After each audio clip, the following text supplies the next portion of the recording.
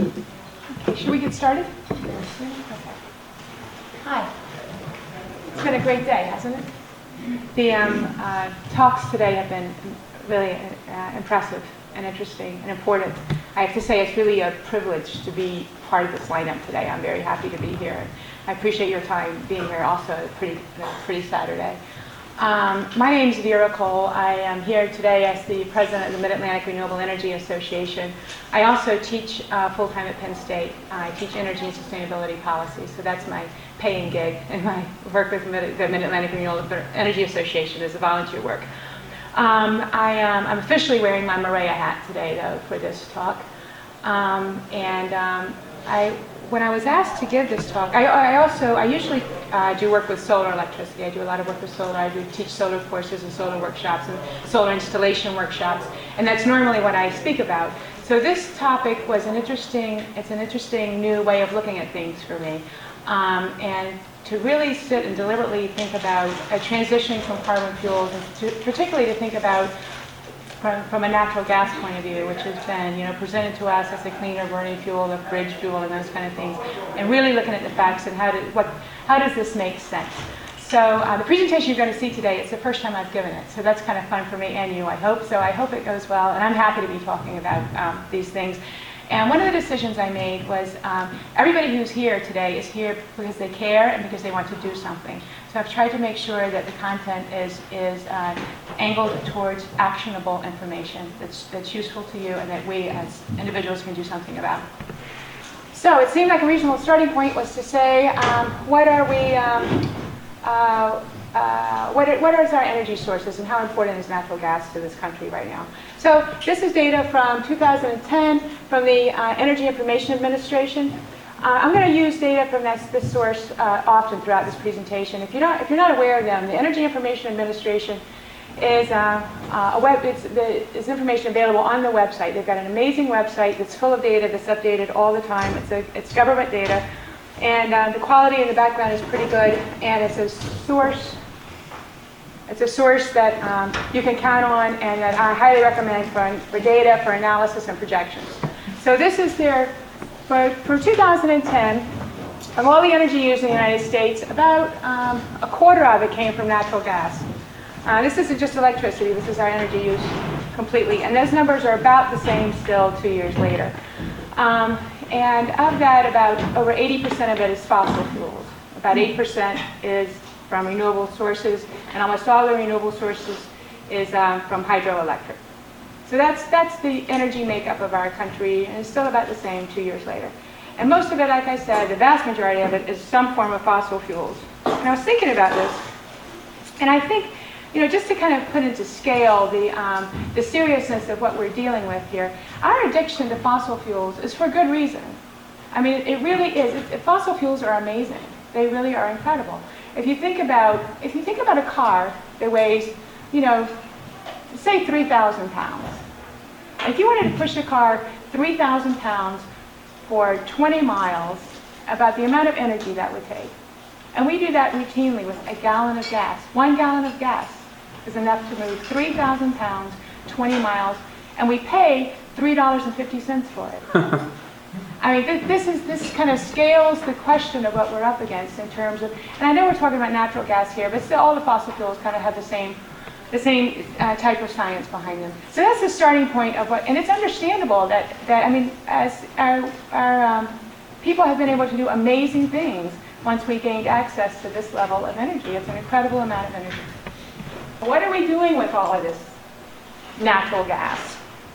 Well, we're using about a third of it for electricity production. We're using about a third of it for industrial purposes.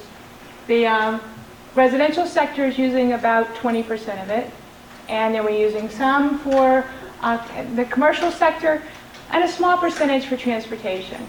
And that's the data now, and the EIA projects that in 2035 we'll be using more, but the proportions will be just about pretty close to the same as they are today. The next question is, what are they doing with all this natural gas? Well, I don't use any natural gas. I don't have any natural gas appliances or heating at my home. I think I don't use any. So what are they doing with it? Well, in the residential and commercial sectors, we use it for heating and cooling. We use it for water heating. We use it for cooking, for stoves and ovens. We use it for other appliances like dryers and fireplaces, pool heaters. Let's don't talk about pool heaters today.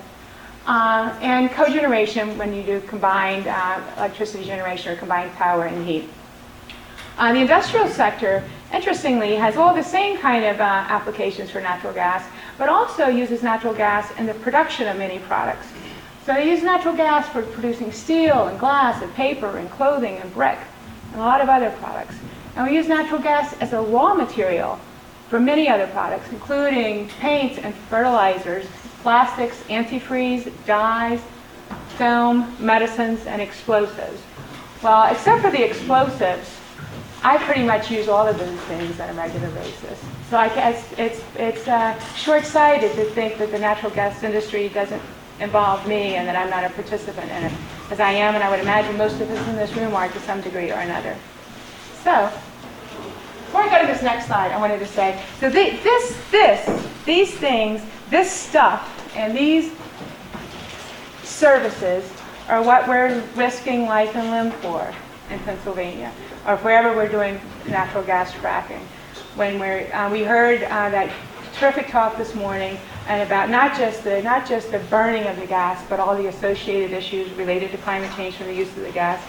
So this is what. So we've made this calculation, and in this state and other places in the country, we're saying that this is worth it to us.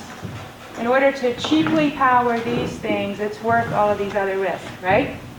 It's more aggravating when you look at this. The EIA projections for how natural gas is going to be used. You see that right now it's about 2012, so we're right at this where the lines are close together. The top line is consumption, and the lower line, the line just beneath it, is domestic supply. So the EIA, our federal government, projects that in 4 years, 2016, this country will be a net exporter of liquefied natural gas. So this isn't for our energy security, we're exporting it. And by 2021, we'll be an overall exporter of natural gas. So it's not just that we're taking these calculated risks to provide our own needs and to provide security and independence, but also for somebody to make money selling gas to other countries. So what do we do? Well, and I know this is a talk about alternative energies, and we are getting there. But what do we do?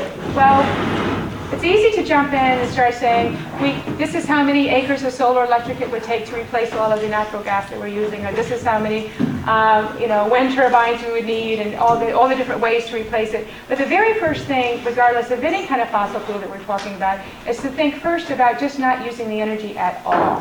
That by far, the cheapest and cleanest electricity we can use, or energy that we can use, is the energy that we just don't even use at all. And so, to take a first step at starving the beast, in this case we're talking about the natural gas industry, is to look at some of the ways us as individuals can make changes. And it sounds like that, these sound like simple and obvious things, but they're not always. Consume less stuff. Less stuff. Stuff has a significant energy component in it, especially natural gas. Consume less stuff. We talk about that our economy is built on growth. In the last 10 or 20 years, we've had just unbelievable levels of consumption in this country.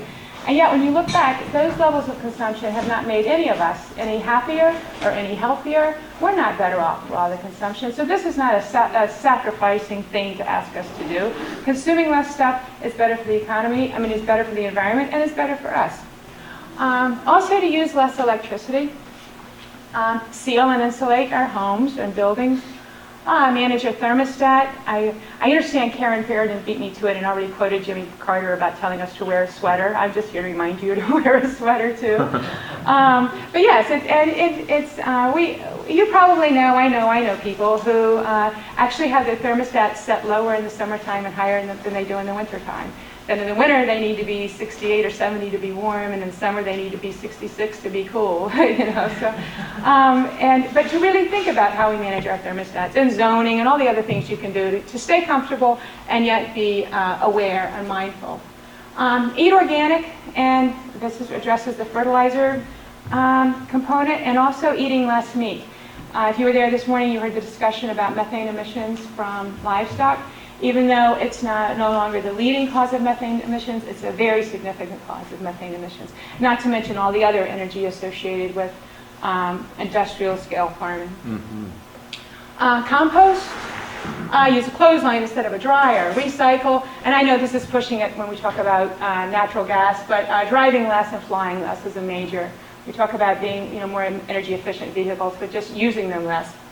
And smaller houses and smaller families. And smaller families is another topic of interest these days, but I won't go there right now either.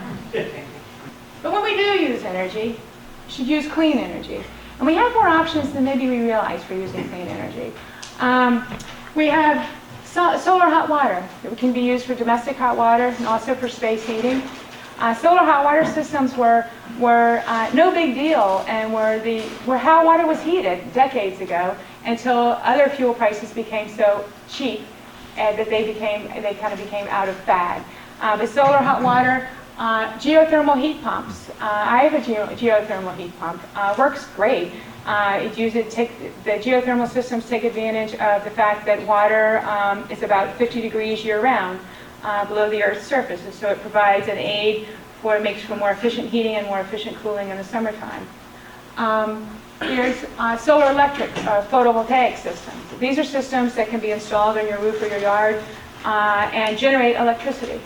And they can be small. They can be enough to offset some of your electricity. They can be enough to offset all of your electricity, depending on your budget and the appropriateness or suitability of your property, because you need access to southern sunlight. So these technologies, there's nothing new. These are all mature technologies. They're all established. They're all available. Supply chains are out there. And importantly, there's incentives available. There's of all forms, and they differ depending on the sector and depending on the nature of the project. But this website is a very important one if anybody doesn't know it, dsire.org. It's a website of incentives for energy efficiency and for renewable energy projects. And it's a super well organized website. It's organized by state, it's organized at the federal level, and it's organized by sector, so you can look for what applies to you as residential or small business or any other type of organization. It includes tax credits and rebates and a wide range of incentives. So it's great one-stop shopping to help you get off the money if you're considering making one of these investments, get off the market if you're considering making one of these investments. Pennsylvania is a state where we have competitive electricity markets. This has happened in the last few years where these markets have really come. So we can choose our generation source. This is a map that shows all the states in dark green are ones that have active competitive electricity markets, which means you can choose who generates your electricity. So we have the right now to shop, to go. How many of you have shopped that live in Pennsylvania have shopped? So you can shop for lower electricity prices, but you can also shop for greener sources. And it depends on your area what sources are available, but wind, I think, is available in almost every area, and solar in many areas. So we can choose green electricity, and you can also choose other programs where you can buy part of your electricity that way. So without making a huge capital investment, you can cut back on the amount of energy that you're using, and you can buy some or all of it through green sources, either by developing your own system or through some of the systems that are available, or generators that are available through the power choice programs. But really, why would we bother to do this? The average electric bill is $115. Our average wireless phone bill is nearly $100. If you've got bundled cable where you have internet and TV and internet and cable and landline phone service, it's about $150 a month. So our electricity bills, I'm just looking at electricity bills here. I couldn't find good data on the average total energy bills or the average gas bill. But just look at electricity bills. You can see why this doesn't loom large as a priority for people. I mean, the signal we're giving, when something is priced this cheap, we're saying it's not that important. It's like it's not a priority to treat it, to treasure it, to treat it with value. And to make matters worse, just last week, this was reported, and this is not news for anybody here, I'm sure, that the price of natural gas dropped to its lowest level in 10 decades. I mean, in a decade, 10 years. And PP&L, not surprisingly, is a utility company that's just cut its residential rates by 11% and cites the falling natural gas prices as a reason for doing this. So we have this, we're spiraling downwards. We're getting like lulled into this place, into this artificial spot where energy is artificially cheap, and it demotivates any alternative for developing or investing in anything else. And it doesn't matter how good the technology is or how motivated people are. It's really hard when you're asked to make an investment that's not in your short-term best interest, to spend a lot of money for something that the rest of the world is telling us it's cheap and it's abundant and it's available. This one just really set me off. This makes it more clear than just about anything. Did anybody see this? The story was in the New York Times recently, and the research behind it. But the cable TV boxes, the boxes that sit on our TV set, they use, in this country, in 1 year, they use as much as 9 500 megawatt coal-fired power plants just to power our TV boxes in this country. That's the same amount as all of the electricity used by all the residences in the state of Maryland, in the entire state of Maryland in a year. That's how much electricity just for our cable boxes.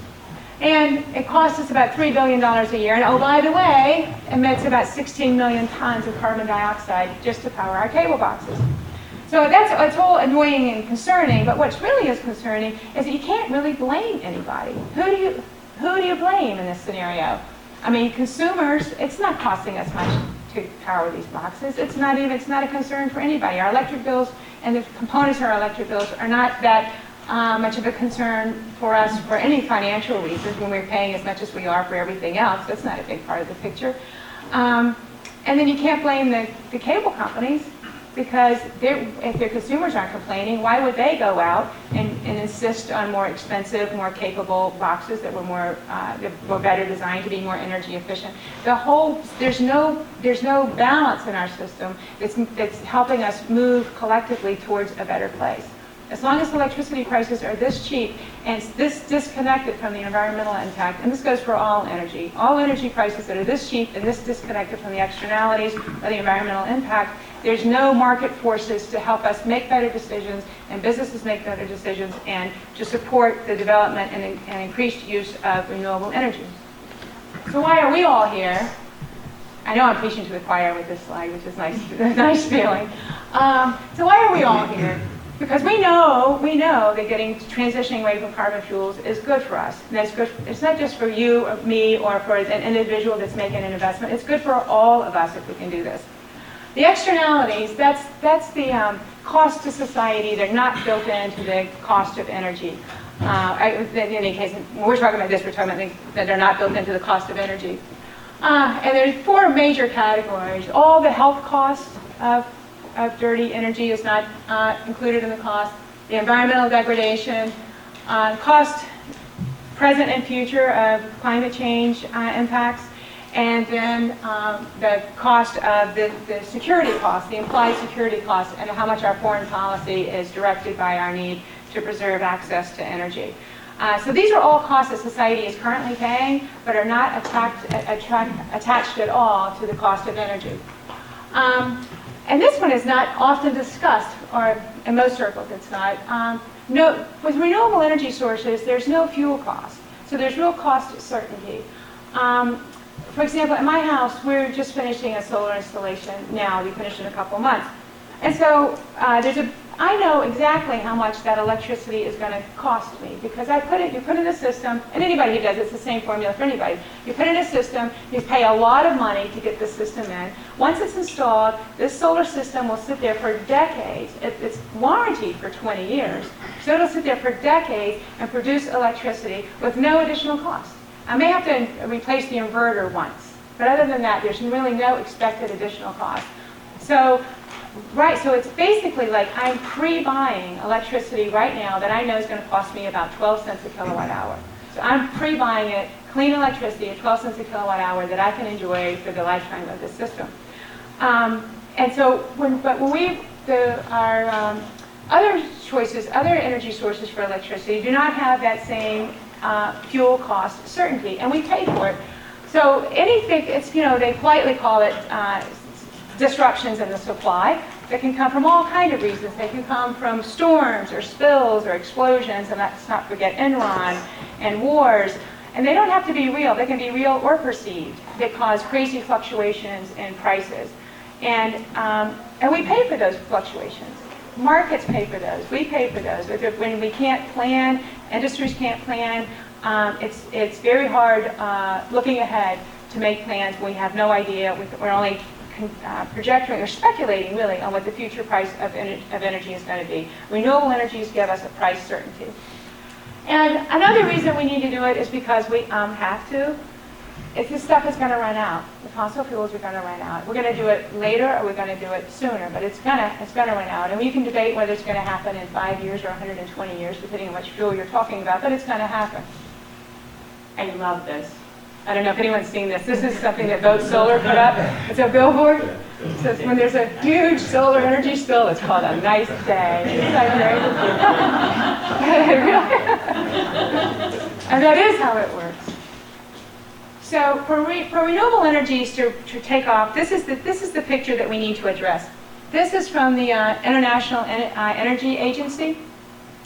And on the left side is showing the current state of affairs, where we have conventional energy sources looking to be much less expensive than renewable energy sources.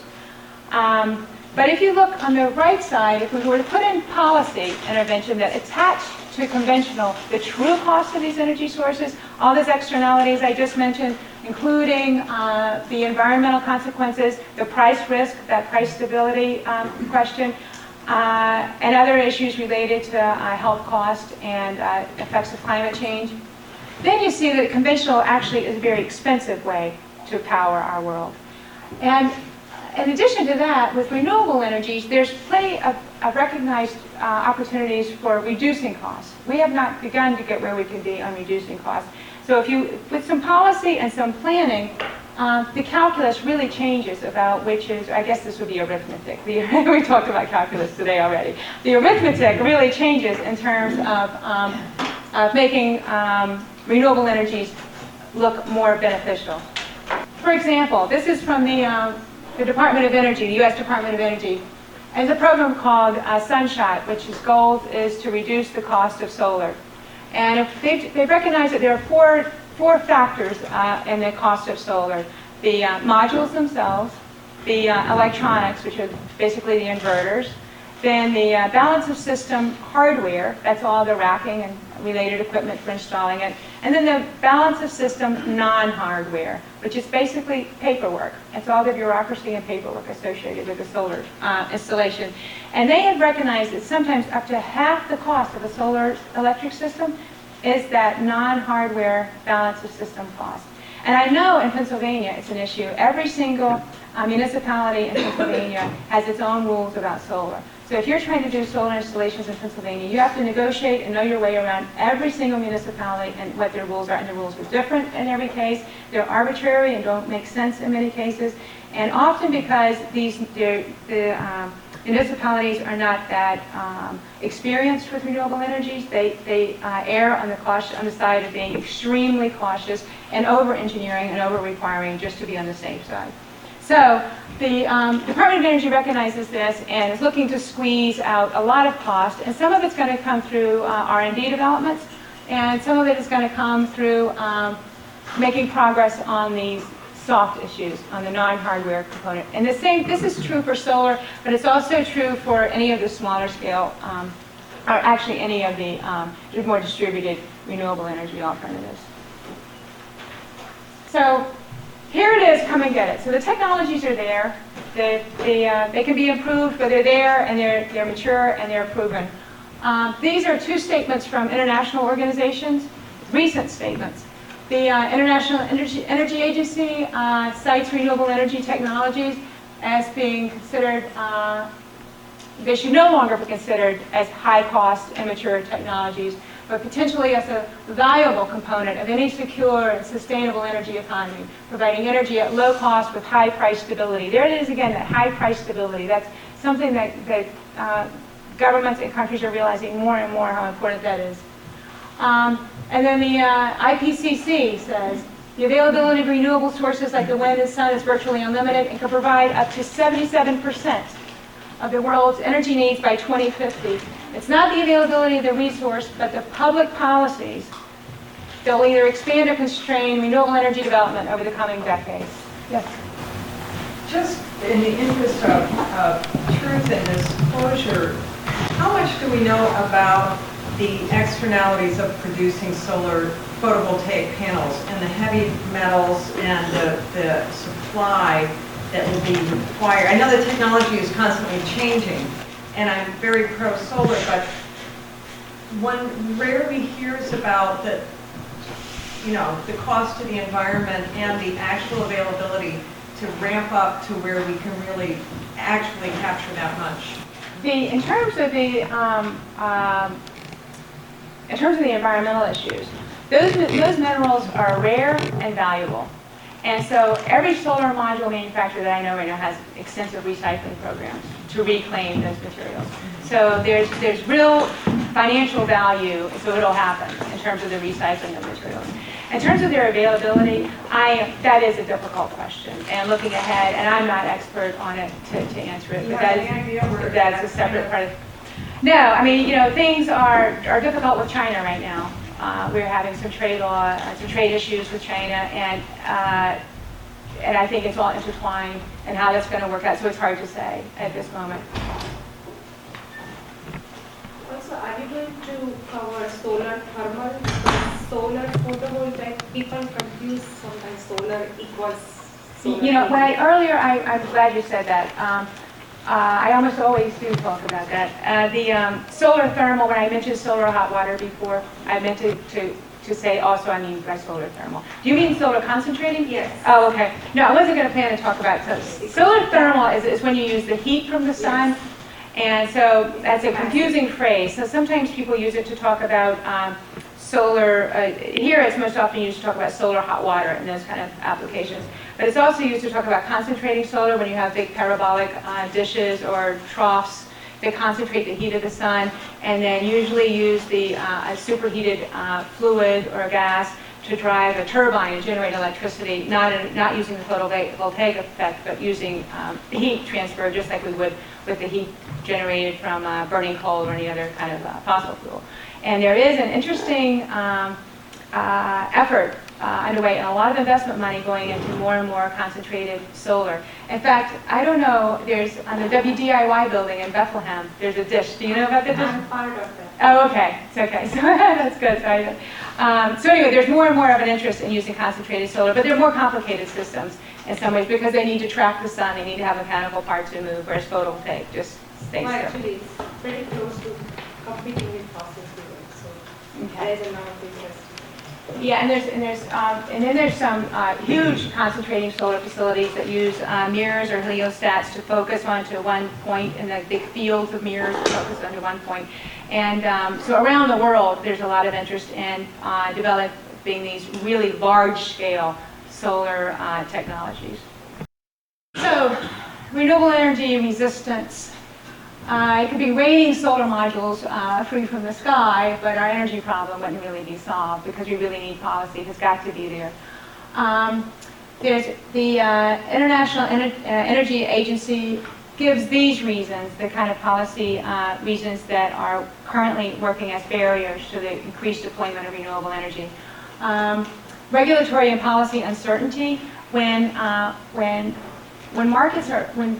there's uncertainty about markets, when there's uncertainty about future price of energy, future policy, future regulations about energy, then it makes, understandably, it makes investors not want to invest in R&D, in big projects, and any of the very work that we need to have happen. And even on a small scale, where we're not sure of what's happening with electricity and gas prices. I mean, we want to, maybe you individually want to put in a system yourself, but you want to, maybe you're not looking to make a killing on it, but you don't want to make a really stupid decision either. And that's hard to do when there's a lot of uncertainty about future prices.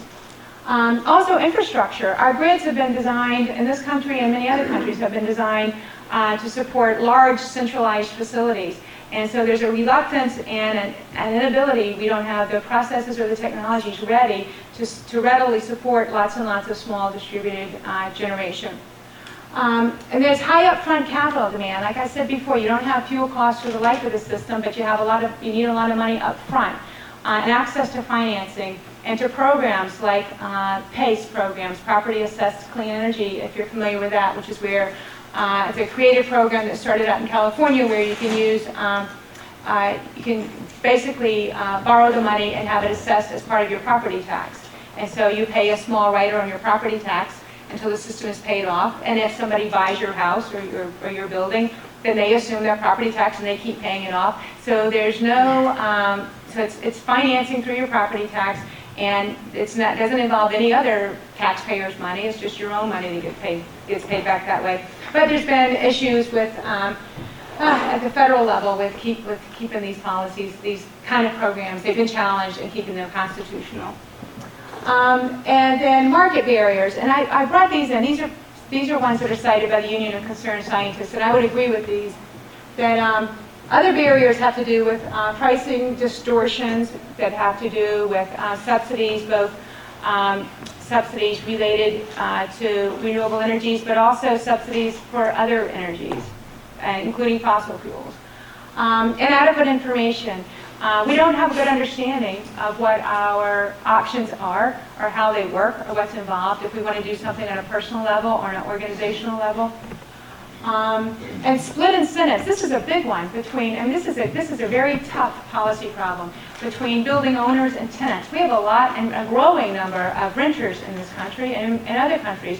And when the landlord owns the building and the tenants are paying the utility bills, where's the incentive? It's a breakdown in the system. There's no incentive for the builder to spend the money to make the building more efficient, or and the tenants themselves are often limited in what they can do to control their own bills. When I asked, I'm trying to remember what group she was with. I asked an official who was speaking from Washington about this question, and she said they have no plans to address it. They can't figure it out. They don't know how to, I mean, that's how serious a policy problem it is. So, I mean, that cuts out a whole lot of people out of the equation. And it's not just residential, that's also on commercial and industrial situations where we have renters. And then high transaction costs. Again, this goes back to the non-hardware balance of system costs associated with the system. And finally, social acceptance. This is from the International Energy Agency cites social acceptance as an issue that's a barrier to renewable energy. Partly the not in my backyard syndrome. Isn't that incredible? That's just what is he? Don't get me started. But then we're all people, we're all people trying to make decisions and to do good things here. And there's a lot of interesting study now under this umbrella of the psychology of climate change, and why are so few of us really taking action. And these studies highlight many factors. I grabbed a few that I thought were most relevant for today's talk. Uncertainty and mistrust of the messengers, be they government officials or scientists. Social comparison, and we look around and we see what are other people doing, and kind of decide, we kind of like, there's a sense of a norm, to what degree we're going to follow what other people are doing. Undervaluing the risk. We saw the charts this morning. Probably nothing serious is going to happen for 20 or 30 years, depending on which curve you follow. So I'm really busy today. Maybe I can do something later. A lack of control. People feel like, what am I? I mean, what I do is a drop in the bucket. My little actions aren't going to make any difference. And to them, I would say it was all of our little actions that got us here to start with. It's our same little actions that can get us out of it. And habit. A lot of it is just habit.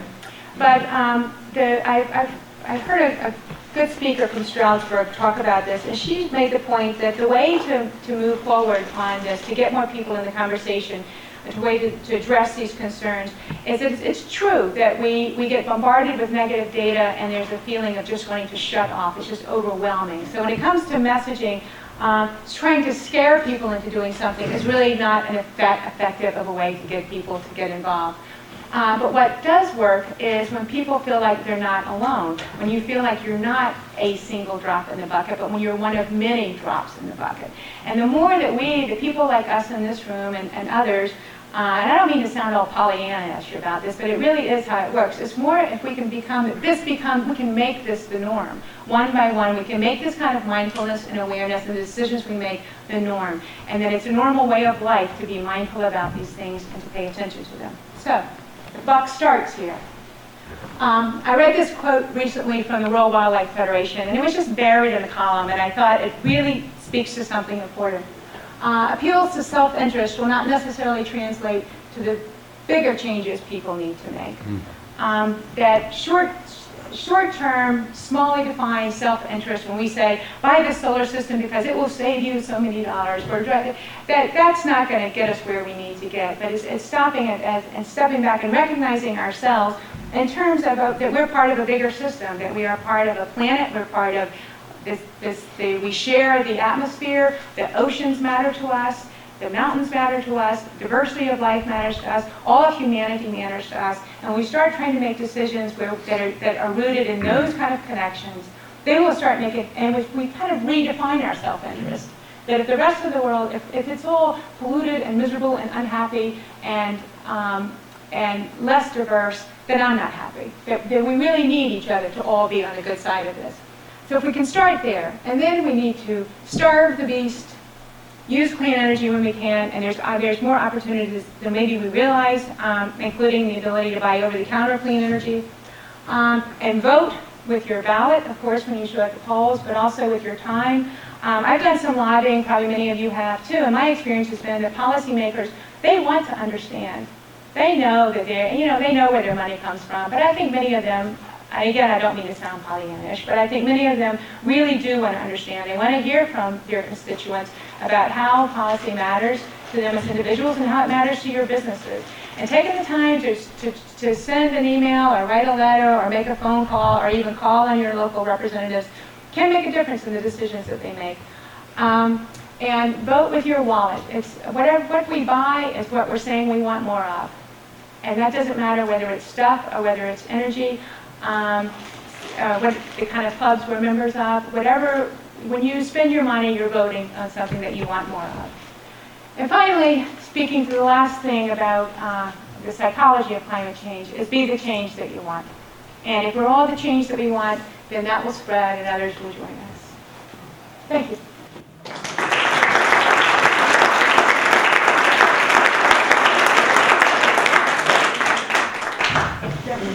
What's the possibility of wind becoming more like solar, where an individual can do their own little wind thing? That's a good question. Wind is interesting. Solar you can look at historical weather data, and with some reliability say how much solar source, so much fuel you have at a certain site.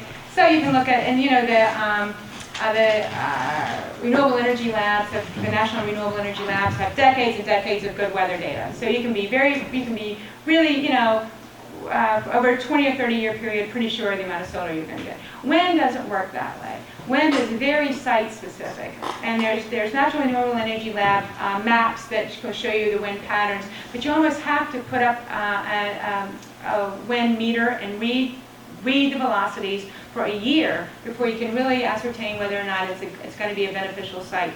The other problem with wind is that their challenge with wind is that the towers need to be tall, and that can cause, siting the towers can be more difficult than siting solar in residential areas. But when the source is right, wind is terrific. But that's the challenge. But no, like mini, no, you need to be high. To get the velocities that you need to be high.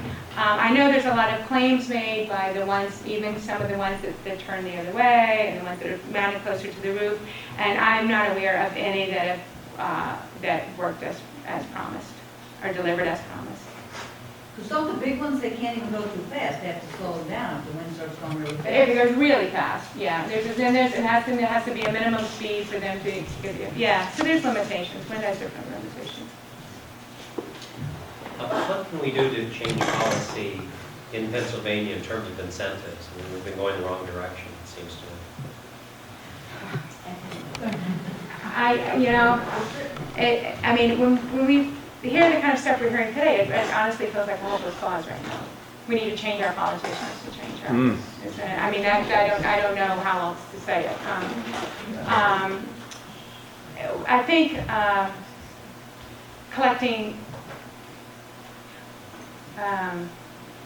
I'm in the middle of something right now. I haven't spoken about this publicly now, but I'm in the middle of a situation with the Department of Environmental Protection where I have asked them, I filed a Right to Know Act request over a year ago, or about a year ago, asking for the contact information for the thousands of recipients of solar rebates in Pennsylvania, the residential and small businesses that receive solar electric rebates, because we wanted to start a study to contact the owners and ask them to voluntarily participate in the study over decades, because this was a fabulous opportunity. We had like 6,000 solar installations put in at the same time under highly controlled circumstances. Lots of data was collected, the systems were inspected. This is, I mean, if you're a researcher, this is like a perfect sample set. How exciting. So I wanted to start a longitudinal survey that lasted for decades to collect information about how these systems work, about the performance of the systems, and about the payback of the systems, about any issues related to the systems, and use that to feed to policymakers about this is what we're seeing in the field. This is how they really are or are not delivering according to promise. The DEP refuses to release the information about who the recipients were of the rebates. I appealed it to the Office of Open Records. They told the DEP they had 30 days to give the information. The DEP refused again. It's now in the Court of Commonwealth. So they've taken it to court, and the DEP has said they will fight this to the Supreme Court if necessary. Why? So I don't know. So when I hear cases like that, when I'm involved in something like this, I have very low confidence in this particular group of people. And there are people in Harrisburg, of this group of people, making any changes that are good for solar. I'm curious whether they offered a rationale for why they couldn't. It depends which day you ask. Initially, no, they said it wasn't their policy. Then they said it's a matter of protection, of privacy. And then they said they don't have access, they don't have the data. Yes. Just a thought. How about creatively or co-creatively using social media to have people voluntarily contact you through some sort of a creative Right, and that is it. I don't want to steer the conversation that much, but that is the fallback plan. But there's an issue. There's a principle involved here. There's a principle. Yeah. Yes. I was curious if you know of a good model of a local ordinance that requires the energy footprint of the property to be revealed at the time of transfer. Oh, I don't. Okay. But that's a great idea. Because it's one way to incentivize Yeah. it, of course. But You know, in fact, I was just talking with a builder along that same lines about frustrations with how properties are assessed for financing, about and how you're much better off building or selling lots of square footage rather than smaller, more efficient square footage, and how hard it is to get them to evaluate at a rate what's the word I'm looking for? To get them for financing, to get the properties to assess fairly that big cheap square footage still gives higher value than smaller, more efficient square footage, which and saving. And I've seen this over and over again where reduced energy bills are not part of the formal assessment of a property in terms of its value for resale. just a point on the commercial end, there is a real estate company in my area, which is Southeastern, and they actually, they've got this whole sustainability initiative going on, and so for their renters, I mean, the companies that rent have to want the kind of green seal, but they can actually, have some advantage of locating in a green facility that's still sustainably operated. So, for example, they're putting in EV charging stations and that kind of thing. And so I think maybe raising the visibility of these kinds of initiatives is one way that just would be boosting it a little bit. But Yeah, of course there's no regulation or policy involved here. It's just an informed public that's participating. Yeah. I know the city of Bethlehem was looking at the possibility of putting in some wind turbines out on their watershed, and that seems to have gone away. My understanding is that the entities involved, I guess the price of electricity or whatever isn't as high up as they hoped it would be, and so it hasn't become economically feasible for them. What is the, what I'm wondering is, what is the status, or what is the status of wind energy in the state of Pennsylvania now? Are there new turbines coming in, or is it in fact sort of a dead issue at this point? I'm not sure. I'm not sure of planned projects in wind right now.